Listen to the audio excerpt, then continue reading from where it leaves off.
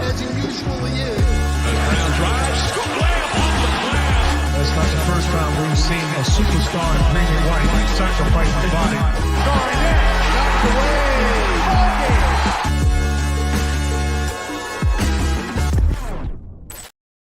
Welcome into another episode of First to the Floor. Ben Vallis here. Thank you for joining us. Hope you're doing well. Alongside me, Derrick White enthusiast. It's Jake Eisenberg. Jake, how's it going, man? The good times. They keep rolling. Yeah, the sun is shining. The waves are pumping. The Celtics are undefeated. Best record in the NBA. How are you, my friend? Amazing. I mean, you said it all. Derrick White is great. I can't speak for the Waves, having just had ACL surgery and not out there on my surfboard. I'm sorry. For the last 20 years, to be honest. But yeah, life is good when it comes to the Celtics, which is great. So on this pod, whatever new takes have emerged after 3 games, we're going to get to those. Jake and I are going to go take for take, a new format, just back and forth with all the takes that have emerged after 3 games now for the Celtics season. We're going to get to the James Harden trade and how that's probably a good thing for the Sixers and thus a bad thing for us and the Celtics, plus the Pacers game and a whole lot more. But first, a quick recap of the Wizards game. So stats-wise, Celtics, they win, obviously, 127 to 107. A little dicey there the last couple of minutes. I think we're going to get to the bench in a sec. Jaylen Brown, 36 points, 6 boards, 3 steals, and 8 of 13 from 3. Was definitely on track for a little while there to break Marcus Smart's record of 3-pointers made in a game, which is 11, I think. Yes. Tatum, 33 points on 67% shooting. Porzingis, 7 of 9 shooting, 15 points, 31 team assists. Jake, before we get more granular, any macro takeaways from this domination of the Wizards? I enjoyed myself. It was nice, I think, after the first 2 games that took... I think we're pretty seasoned at this point after going through the last 2 playoff runs of 7-game series back against the wall. We can handle a couple of close games to start the season. That being said, it was very enjoyable for the game to be pretty much over after the first quarter, maybe even earlier than that, to be honest. The Jordan Poole experience was really fun. I thought, you talk yourself into, because we're kind of used to it, maybe there's a Jordan Poole or a Corey Kispert that goes 8 for 9 for 3 or something, but Jordan Poole did not seem to be taking anything seriously, which is very stupid, very bad idea. The Celtics just absolutely buzzsawed them, and the first half, it's all that really matters. Should we run the clip? Speaking of Jordan Poole, let's run this very quickly. Yes, please. I wonder what Holiday thinks of this matchup. Jordan Poole, I wonder how he goes into it. Seems like he is all about it. Look at this. Holiday wanted to travel there, is pulling it up on the deck. Kuzma, thank you for the aerial display. Macro takeaway, you can't post up Drew Holiday. It cannot be done. You said the Jordan Poole clip, and I was like thinking of several Jordan Poole clips that it could be, and I was like, great choice, because there was the other favorite was like he did this like half spin, pretend like he cared but didn't really care thing when Porzingis was guarding him in isolation, and Porzingis just blocked it, which led to a transition 2 the other way layup. It was like, I understand that no one cares about the Wizards, Jordan, but like you should care. Where people are watching this game.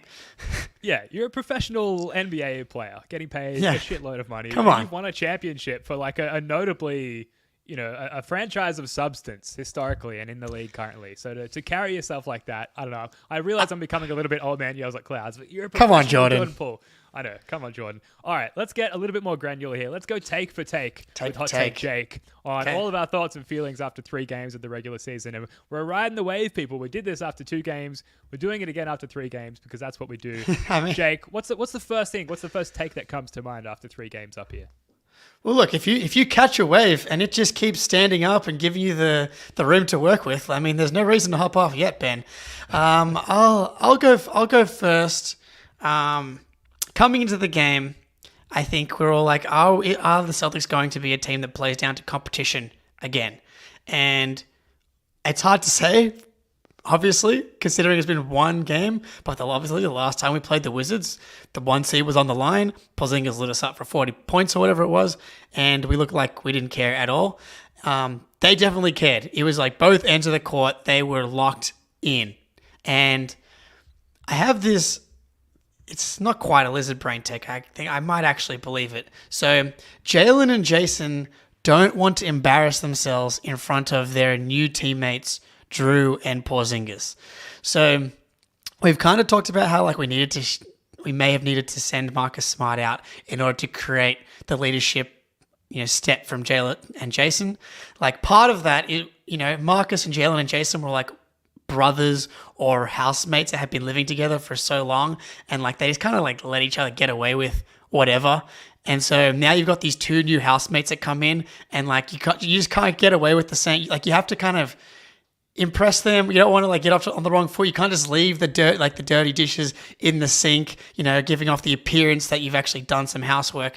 You actually need to keep a high. Maybe it's more like you've moved in with your future wife more so than a girlfriend, someone that you hold in high regard. That is potentially something that I'm looking at right now. I think that's a great analogy. I wouldn't call that a lizard brain take. I'd call that a great analogy and helpful in understanding this new approach from the Jays here.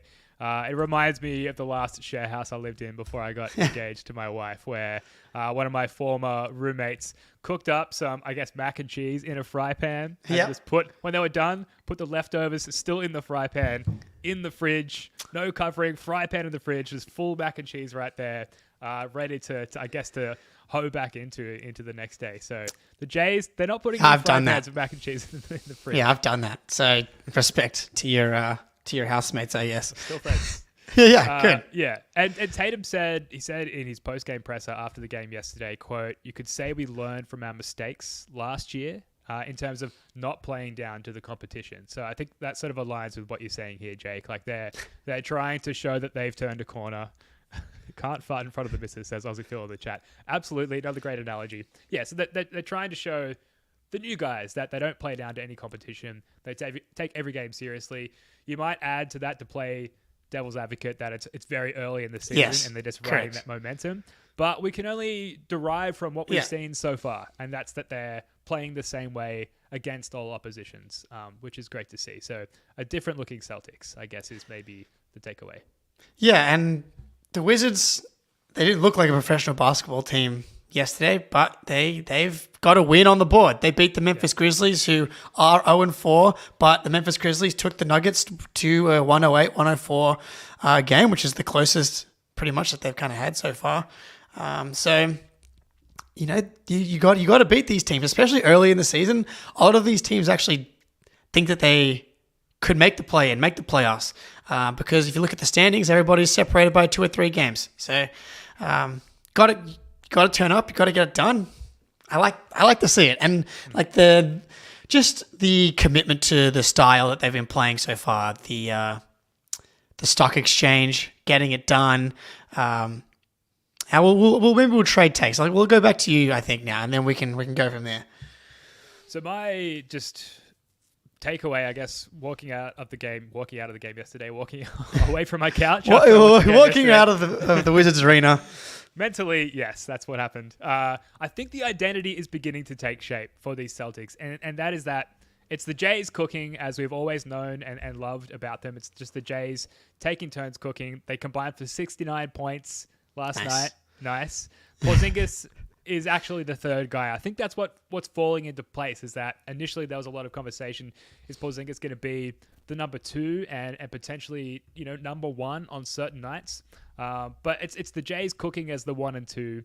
They both had a 29% usage rate against the Wizards last night. Porzingis had a 15% usage rate, despite being the only center on the court, besides Al Horford, and getting all of those early looks, dumping the ball down into the post, and him getting crazy easy looks over whoever dared to challenge him down there.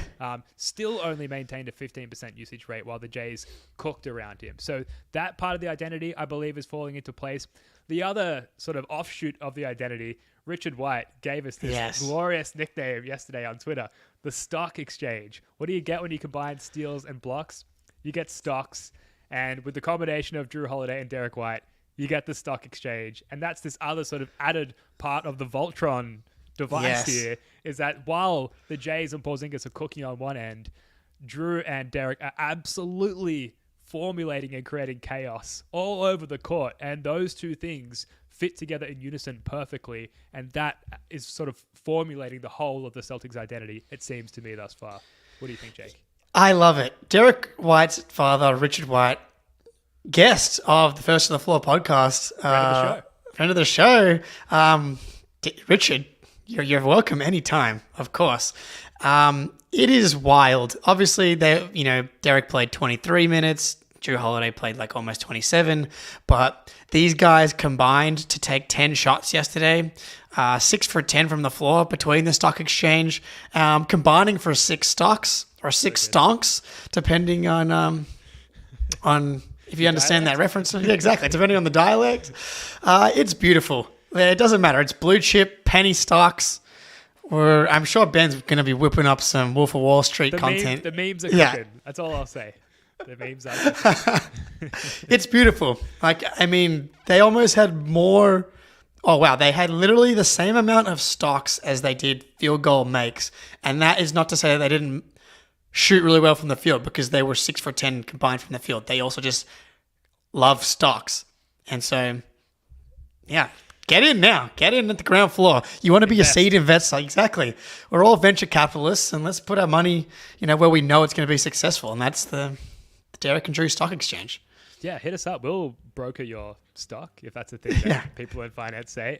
Jake, what's your next take? It's a good question. Something that's, not as huge, but Al Horford currently averaging 22 minutes per game. Now, obviously, there was a blowout yesterday, so he didn't actually have to play that many minutes. But it does feel like in the first 3 games, not quite as aggressively conservative with the minutes as Spoonie would like. And I think you're pretty close to us how many minutes you'd like Al Horford. You basically wouldn't like Al Horford to play at all, really, until the playoffs. We got him off on a holiday. Give him a break. Yeah, wherever he went in the second half of the Oklahoma City season, he should be able to take a few trips there as well. But yeah, 22 minutes per game. He would have played under 25 in the Heat game if Porzingis didn't foul out. I like the plan for Al Horford, and he's been really good. He's come in with energy. Defensively, he's been good. He's been crashing the glass. He's been moving the ball. I feel like he has not made a single shot yet. He's been struggling from the 3-point line to start. Granted, he did go 4 for 9 from the field, so he was knocking down the 2-pointers yesterday. They threw him a couple of lobs yesterday, which he can't quite throw down. They got to just get a little.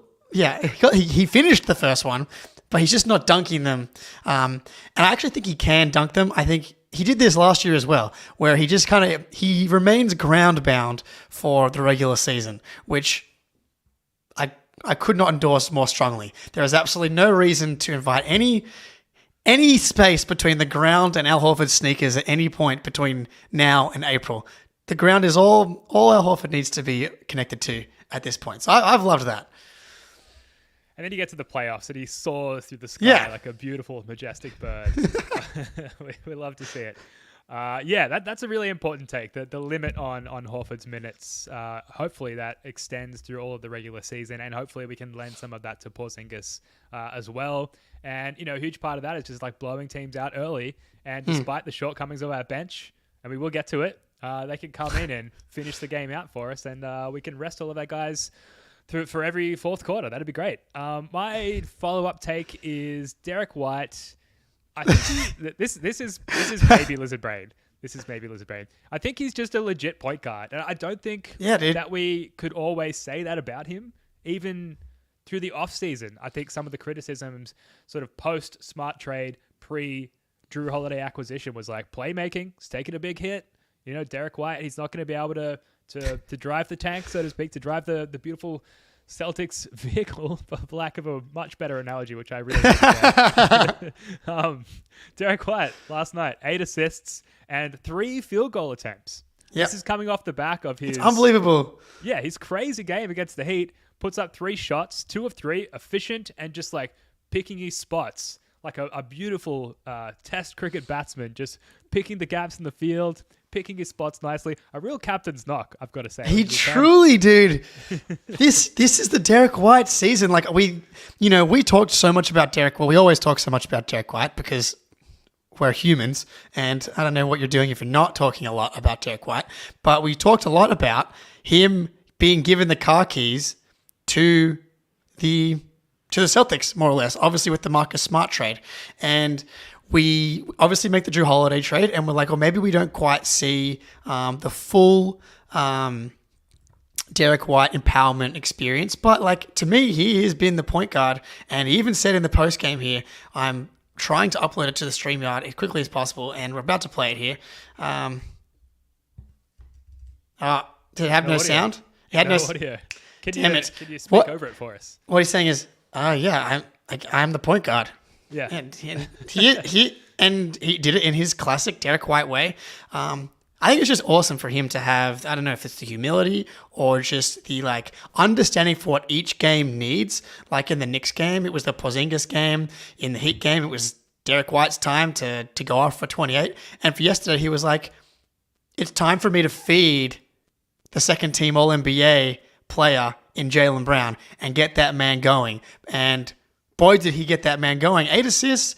You're right. There has been some hand-wringing. Another friend of the program, Ben Gulliver, has been all over the Derrick White's not good enough to be a lead point guard. But everything that I see is that he can very obviously be a lead ball handler on a championship contender. Obviously, when surrounded by talent like this. Yeah, man, he's literally doing the perfect job every game so far. Yeah, and so I realized Derrick White is a solid, legitimate point guard. Seems right now like an obvious take, but only weeks ago it was not. So 3 games in, that's a clear takeaway, I think, which is great. What have you got next, Jake? So we're gonna stay away from the bench for now. We're gonna stay positive. I think we can hold off much longer. I've got one more after this that we can hit, but flexibility, malleability, curiousness. I think Joe was very rigid last season, and understandably so, rookie head coach. A lot going on, obviously, last year. But, you know, the Wizards have gaffed out. It's like, obviously, they're very small, and he just did the obvious thing and kind of went away from the standard game plan. They literally just, like, threw it into the post for Porzingis over and over and over again. They did it for Jalen, they did it for Jason, they did it for a bunch of guys. They're like, we're just going to go inside and bully these guys because they're tiny little boys. And then look, you know, as a tiny little boy, I understand that it's got to be done sometimes. You've seen both sides of it. Yeah. I just like the fact that he was willing to just do the obvious thing and be a little bit flexible, go away from like the standard game plan, even if it is obvious. And, you know, we saw it with Brissett against the Heat game. We are seeing him just try a few things here and there. Going to see how flexible he gets with the bench soon, I think. But yeah, for Joe, I think game 3, changing the game plan a little bit based on personnel, obvious. It's like a small play, like, obviously, the Wizards aren't going to be in the playoffs, but you're going against a team. Night 1, you think you have an advantage, go to it. And it just led to like a really easy way to start the game. Yeah. Love it. Love the new approach from Joe Mazzulla. He is showing us so many good things to start this season. And with all the doubts that were planted in our minds all throughout last season and through the offseason, I said it early in the season, or early during the preseason, just the PR people that he has working around him. I don't know if that's the case or not. Maybe it's a self-funded PR program, but they're doing God's work. Like the good sides that they've brought to the forefront of Joe Mazzulla, both in terms of his coaching, but of his personality as well. You know, as fans, as obsessive fans, we're just looking for anything and everything to hook ourselves into, whether that be Walshy, and someone mentioned in the chat before, he's just moved down to the G League or been assigned to the main Celtics, so we're going to get some more Walshy content soon. Mm-hmm. You know, whether it's the Jays taking on this new leadership form, whether it's Porzingis and how he's integrating, or the stock exchange, and even just Derrick White's dad. We're just looking for things to fawn over. And for Joe Mazzulla to be this version of Joe Mazzulla, it's just another thing for us to get all smitten over, I suppose. So it just adds another layer of fun to the season. Yeah, I think he got Don Draper in on the marketing campaign, and it's working. It's working. Totally. I want to get to the bench. So if you've got any non-bench takes before we end on this is Drew Carter is good. Yes. legit broadcaster. I think he's awesome. Like, I think that he just, obviously has the incredible broadcast voice. That's just great. So you get, when you're rewatching those highlights and you have, obviously it wasn't exactly an exciting game for him to give us some like vintage voice moments, but he had some classic dad broadcast jokes, like saying that, that the Wizards fans have dressed up as Celtics fans. Like, that's kind of the job of a broadcaster, is to make dumb jokes like that. He doesn't talk too much. I thought look, man, I'm just going to assign the credit to Brad for this, because Brad did it again. El Fuego, dude. Yeah, he's giving us freaking El Fuego and whatever the ice words in Spanish are. It's beautiful. Yeah, I've got to be honest. I'm becoming a bit of a Drew Carter fanboy. I think he is Dude, he's fantastic. cool. He's cool, and like, it's a multi-generational skip down from Gorman. It's like 3 generations separated from Mike Gorman. Yeah. And so it's a completely different perspective on the game. And it's difficult to even... Obviously, Mike Gorman is better in all fronts because he's Mike Gorman. The guy. He's been Mike Gorman forever. He's in the freaking Hall of Fame. So we're not making a comparison here at all. No. And you can't, because they're just so different from one another. But Drew Carter being as young as he is, and I think definitely being way more entrenched in like NBA and Celtics pop culture. He shouted at the No Dunks podcast during the preseason. He's clearly all over NBA Twitter. His embeddedness in that part of the Celtics that we're all hooked into as well, I think might allow us to have a better connection with the team in a lot of ways through him, because he's so much more involved in that sense. So he's doing a great job. He has got a really good chemistry and vibe with Scal so far. Yeah. And I like that he doesn't hesitate to sort of give him a little bit of shit. Yeah, It kind of goes both ways too. Yeah, it was like, because I feel like Scal's like kind of like tried to bully him, and he's like ready to kind of like hit back and like give him these like really like quick-witted jabs here and there. And Scal's like, all right. And I think Scal like respects that, because like as like these NBA, they're jocks, right? You gotta be willing to bully the bully just a little bit. And it's been some good banter so far. And I know he replied to your DM, so of course we love him. Hopefully we'll get him on the podcast. Yeah. So he's a busy guy, so we'll see. Yeah. All right, let's get to the bench. Let me put it to you this way: scale of 1 to 10, how worried are you about the bench? I cannot believe that they found a way to not ruin the game, but like have me leave the game feeling bittersweet, as opposed to just like this should have been. I was quite annoyed and upset like during the fourth quarter. Aside from like them ruining the net rating and all of the advanced metrics that we use for our gender purposes on Twitter. Aside from that, it was just disgusting, embarrassing. I don't know how they even got 18 points, 32-8 when I went and checked it today. I was like, how did they even get to 18 points? From that perspective, I was like, I'm wondering how Pritchard and Cornette are going on their walk back to Boston, because like it's not. I can't imagine they were allowed on the plane after that. Like that was those two in particular to me were a disaster. Hauser, now as far as like actually being worried, Hauser I'm not worried about at all. The defense and rebounding has been solid, and the shooting will come. I'm not like he literally has 7-year sample size of shooting 40+% every single year on the exact same shot type. He's been a catch and shoot guy for his whole life, basically. That's going to come. He went through a slump last year. This is a good time to get it out of the way. Pritchard, on the other hand, I have concerns about. The only season he's really had consistent success was his rookie year, where he was playing 20 minutes a night. Even on this team, he's going to be in like the 14 to 16 minute range, which obviously sounds close, but it's like still a bit of a gap between how comfortable you can get on the court. I'm worried that he can't be successful in like this smaller microwave role. He looks so uncomfortable to me, and like is lacking all of that PP confidence. Like that's a limp PP out there at the moment. It is. It's not his. I was going to make a urologist joke. But so let me ask you another question. How many games are you going to give the current Hauser PP sort of 7-8 spot in the rotation? How many games are you giving them if you're Joe Mazzulla before you start to change that up and maybe introduce, I don't know, Lamar Stevens or Svi Mihailovic into that 7-8 spot? Hauser, I'm personally riding with. Because I think that him getting comfortable in this offense and on this team actually could have playoff value, where as Pritchard, I don't really know if he can play in the playoffs past the first round. Like, he's just gonna get hunted. Maybe against Milwaukee, just because their like defense is so bad, he can bomb away from the outside. But Hauser, I think, can actually provide real value in the playoffs. Pritchard has a week, like 3-4 more games before they at least try. To me, Svi right now makes this team better. Like, he's a much better playmaker than Pritchard already. Like, because of his size and athleticism, he's able to turn corners and bend the defense a little bit, coming off screens and stuff in a way that Pritchard, at least right now, hasn't been able to. Not like he was able to in the preseason.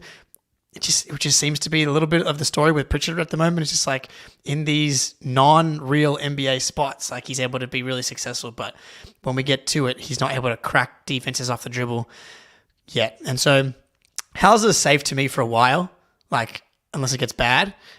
Pritchard is like the rope is short, and I'd go to Svi probably first. But they like Banton too. Like if they're going for ball handling, if it's going to be this bad from Pritchard, then like we don't have time to deal with like young player confidence issues this year. He's not getting paid enough. He's not important enough for us to like worry about his feelings really. Like that's the reality of it. Well, Joe had to pull Banton pretty early in the Wiz game because he had so much difficulty with the pressure they were applying to him in like full court. And he had to bring Pritchard back in, who wasn't much better, but he can at least bring the ball up the court. But 0 of 8 from Pritchard in this game, and how many turnovers? He hit on all the points. Turnovers for Pritchard. 4 turnovers, dude. Yeah, that's so many turnovers, and some of them were so bad. Mm-hmm.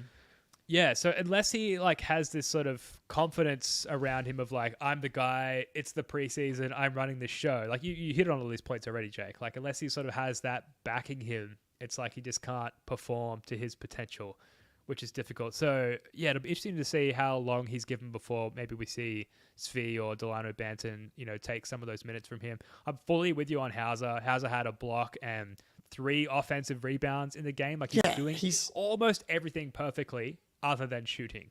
So just like ride it out. The shooting will come, and meanwhile we're winning games. Obviously, would love to see Lamar Stevens get a little bit more time. And I wonder if this Hauser thing goes on long enough, is he first in line to replace those minutes? Yeah, because look, there is a world where you just lean into size and defense with O'Shea and Lamar Stevens instead of Pritchard or even Hauser. Pritchard just needs to come in and gun, dude. Like they need to empower him to like come in and just shoot. Like, because anytime you're not taking like clean looks, that he's getting these looks that I know he can knock down. Like I have been a Pritchard believer, and that like he can be a successful NBA player because I believe that like the shot making from like real range is real, but you have to take the shots, and he's not athletic enough and to like not take those first opportunities, like those catch and shoot opportunities that he's getting when someone else bends the defense. He has to take those. And once he makes 1 or 2 of those, that's when the other parts of his game can open up, because defenses are like scared of him knocking down threes from 28 feet. So he just needs to come in and gun. Like run the Tatum pick and pop with Pritchard.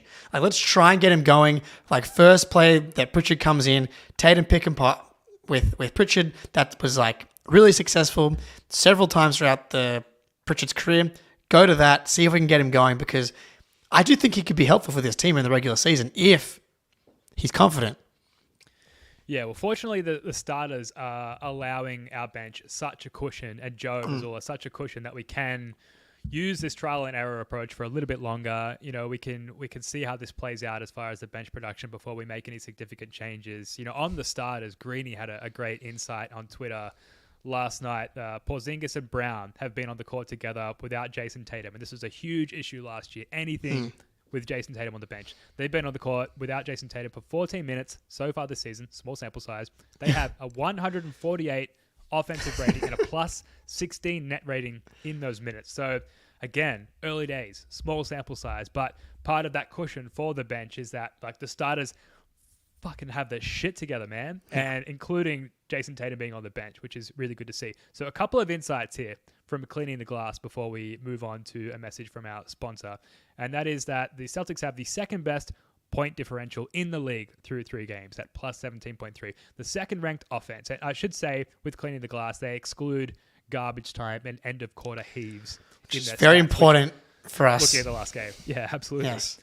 Second ranked offense, the 7th best defense, the 3rd ranked in 3-point percentage, frequency rather, and then 9th in 3-point accuracy, which is a pretty solid combination. So we're shooting really well.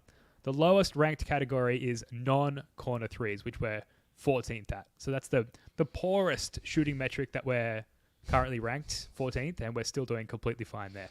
Where we're doing poorly, opponent 3-point percentage, 26 or 41.3%. That ticked down a lot. I was going to say that's come down a lot after the first 2 games. Thankfully, I think if you'd agree, Jake, we're going to continue to see that trend downwards.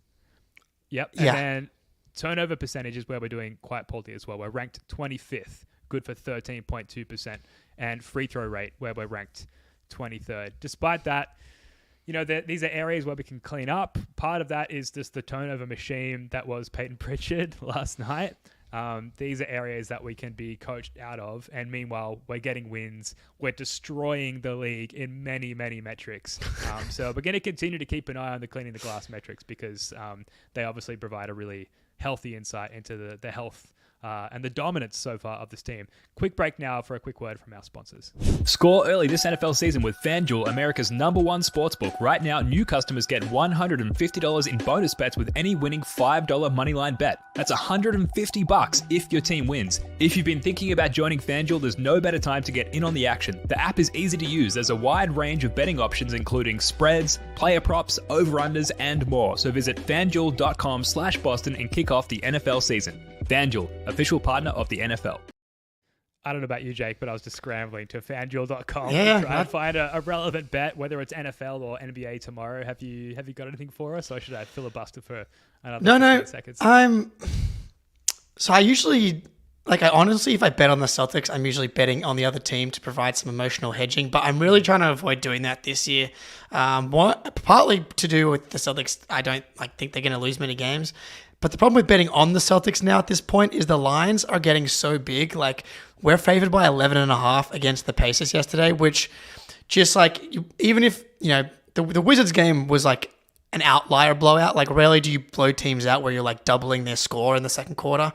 But even if the Celtics are beating the Pacers by 20 tomorrow, there's going to be some garbage. There's always garbage time where they cut it to the 10 range with a minute to go, and it's not actually in doubt, but it's they ruin the cover. So I would stay away from that. I do wonder about the Raptors +5 against the Bucks tomorrow. They could be wish casting a little bit, but the Bucks off defense has been really bad to start the season, and the Raptors offense has been really bad. So I'm wondering if the Raptors offense can kind of get on track against a Bucks defense that's really struggled to start the season. So Raptors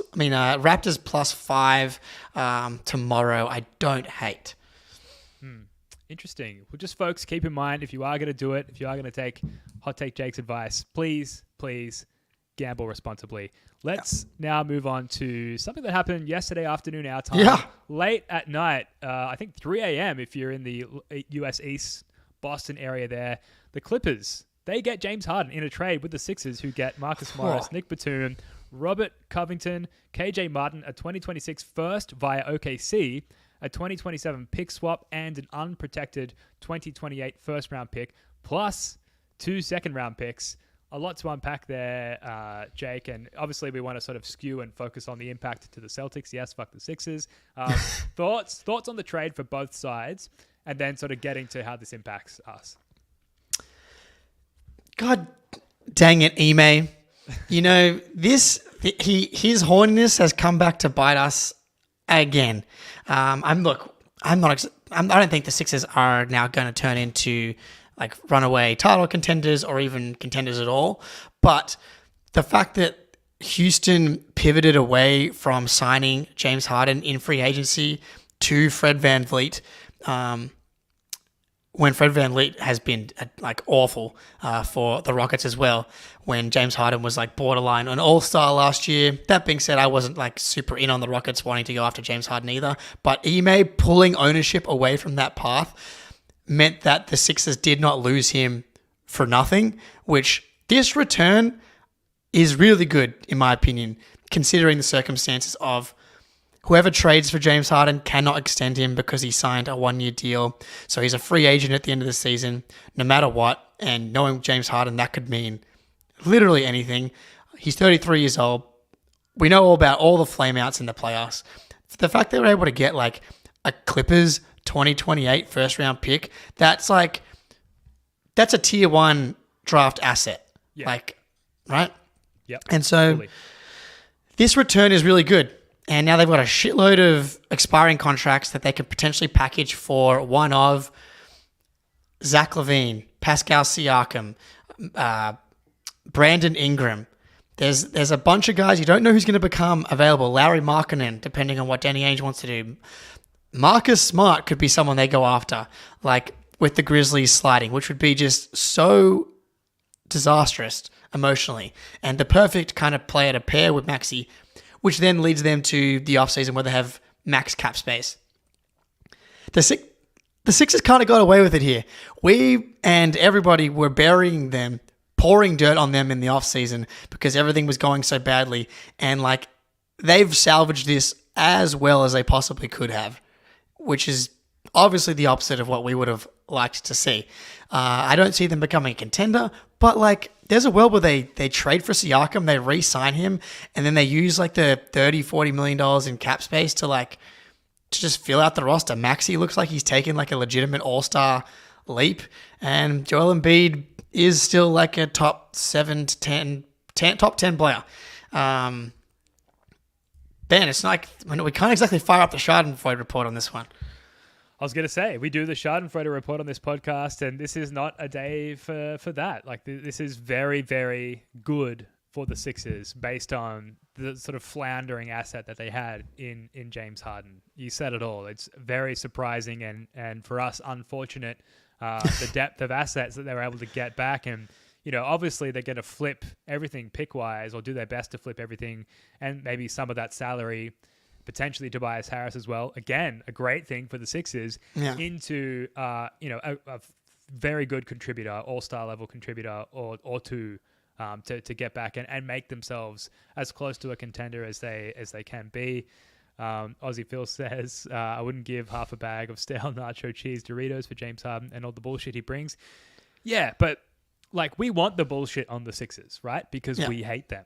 And now they've gotten rid of the bullshit and they brought in some usable, tangible, and in some cases movable assets. So there's a long list of players. You touched on, I think, most of them, Jake, as far as like who they might look to acquire. I think fortunately in the short term, it's too early in the season where any potential trade suitor is in blow it up status or territory. Zach LaVine seems to be the name that's coming up the most on Twitter and everywhere you look as far as who they might acquire, and positionally that makes a lot of sense for the Sixers. Marcus Smart, if that happens, we might have to bring back the group therapy episodes that we had back in 2019 during that season when we needed them, because I will not be able to reconcile with that at all. So let's just leave that because we can't live in a world where that's a possibility. Where if you had to guess based on who might be willing to make a trade with the Sixers, maybe halfway down the road here in terms of the regular season and what the Sixers are looking for, if you had to guess, what's the most likely trade that they'll make? I think it's going to be the Siakam thing. That's my guess. I'm really hoping that's wrong because I think I would prefer them to get, but obviously this is a complete guess. There's absolutely no way to know that he could just re-sign in Toronto. Just that they've started badly, and like in theory, they should be able to get him for not that much because he's an expiring contract this year. Because Masai Ujiri is washed and hasn't made a good move since the Kawhi Leonard trade. The Siakam would be like a pretty good piece. I don't love it's a little bit clunky next to Embiid. I think I'd prefer them to get LaVine just because a backcourt of Maxey and Levine, I think defensively will struggle to contain the Jays. Levine's a better defender than I think people think, but he's still too small to kind of handle the Jays. And that they would just have no passing on the team. There's so little passing. Siakam's like a pretty good playmaker for his position. So I think it's going to be Siakam, but that's also because I think it's going to be that would be the worst option. So I'm just going to predict that. And then if that doesn't happen, everything else is better. Yeah, and the Raptors are definitely up there with like teams who it's just like, what are you doing? What are you doing? Like you have to pick a path. And if some team's going to dangle a shitload of very valuable draft assets at them, they're going to be one of the first to blink and make a move. And Siakam is a very movable player and piece of salary there. So that will suck. If it's Levine, like good luck navigating the stock exchange in Derrick White and Drew Holiday matchup-wise. That makes so much more sense for the Celtics as opposed to Siakam, who's just like a big body that makes life more difficult for our top scorers as well, and who could potentially like switch onto Porzingis, for example. So yeah, you go. Well, just nothing really. Just hopefully the Sixers continue to fumble the bag, figuratively speaking, and just shit the bed. And make the worst play out of these assets that they possibly can, and that wouldn't surprise me because historically that's what they do. And look, they still have Joel Embiid as their he decides the fate of them in the playoffs. They probably ironically, they probably still end up a 4 seed or a 3 seed and losing to the Celtics in the second round again. Like that, honestly, is probably one of the more likely scenarios because the Eastern Conference after the Celtics and in theory the Bucks is not that good. The Sixers have looked really good to start anyway. Embiid's great in the regular season. Maxey's been good. They've got the depth now till they make a trade anyway. They're going to be a top 4 seed. I'd be shocked if they're not a top 4 seed. The Celtics are going to be a 1 or a 2 seed.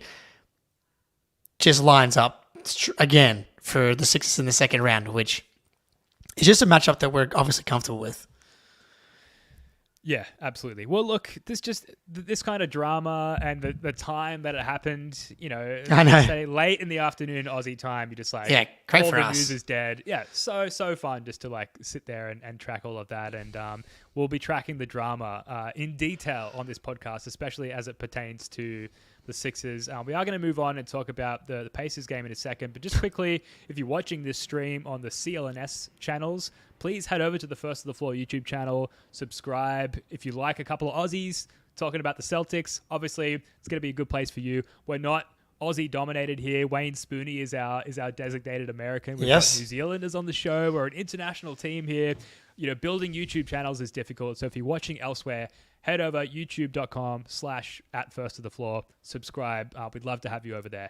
The Pacers game, Jake. Bobby Manning had this tweet yesterday, or earlier today rather, that the Celtics could be facing a short-handed Pacers team tomorrow.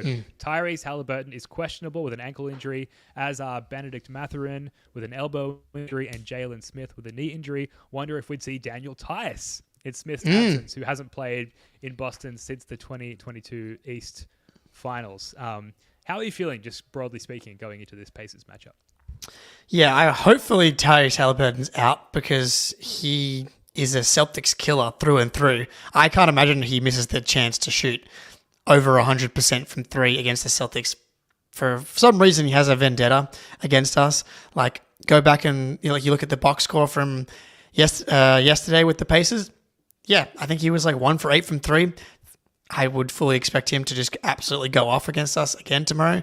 So fingers crossed he's out. I would almost bet that he plays because he loves playing against Boston for some reason.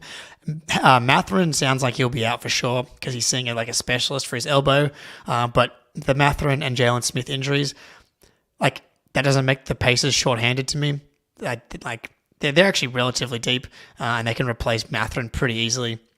When we had Caitlin Cooper on talking about that position specifically, the 2 guy, they got a bunch of him.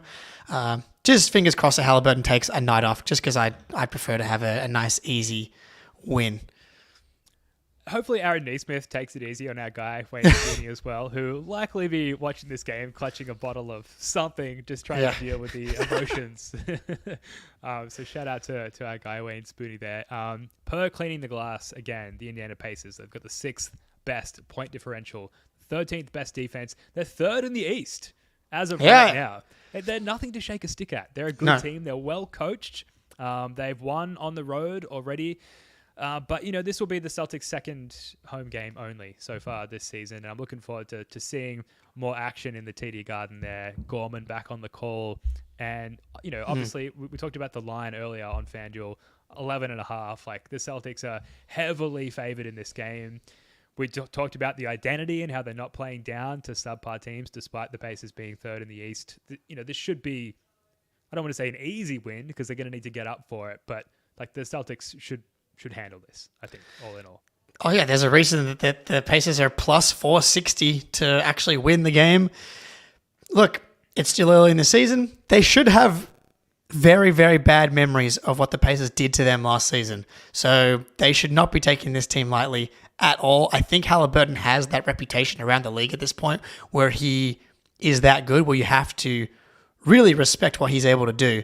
Like, he's just one of my favorite players to watch. So from that perspective, I kind of hope that he plays. But yeah, just go out and win the game by a lot. Again, like, just do that. Yeah, and look, we're not going to be firing up the playback room for this game, but we will be in the very near future. So head over to playback.tv/first at the floor.